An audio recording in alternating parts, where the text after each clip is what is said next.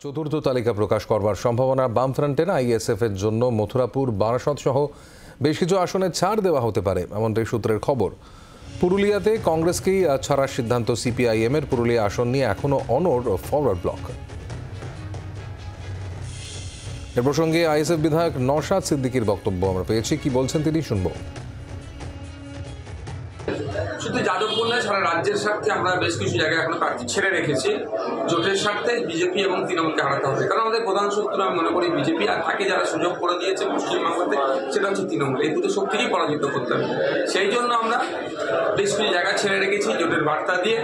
যদি পজিটিভ হয়, জোটের স্বার্থে আমরা একসাথে লড়াই করব। অন্যথায় যদি কেউ মনে করে আইএসএফকে উপেক্ষা করে, আইএসএফকে কর্নার করতে চায়, আইএসএফ এর মতো শক্তি নিয়ে শুধুমাত্র যাদবপুর নয়, রাজ্যের আরও 5টা বিধানসভাতে, আরও লোকসভাতে আমরা লড়াই করব। আমরা তো চাইছি এই ঐক্যবদ্ধ হয়ে লড়াইটা, কিন্তু এই ঐক্যবদ্ধ হয়ে লড়াইটা ভোটের ময়দানে হচ্ছে না কেন? শুধুমাত্র মার খাবে যখন একসাথে গিয়ে যদি থানাতে গিয়ে এফআইআর করালো, আর ভোটটা যখন এই লিডার হতে চাইবে একে যদি উপেক্ষা করে, তাহলে তো মেনে নেওয়া যায় না।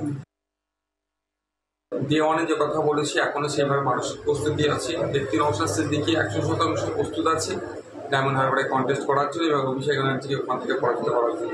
কিন্তু দল আছে, গণতন্ত্র আছে, সেখানে একটা আলোচনা হচ্ছে। আমার বিষয়ে একাধিক মতামত উঠে এসেছে। আমার পক্ষেও কিছু মানুষ মতামত দিয়েছে, আমার পক্ষেও বেশ কিছু মানুষ বিপক্ষেও মতামত দিয়েছে আমাদের রাজ্য কমিটিতে, কারণ তারা একাধিক কারণ দেখিয়েছে। তো এইটা আলোচনা পর্যায়ে আছে। আমাদের দ্বিতীয় ফেজের লিস্ট ঘোষণা হলে আশা করছি আমারটা হবে।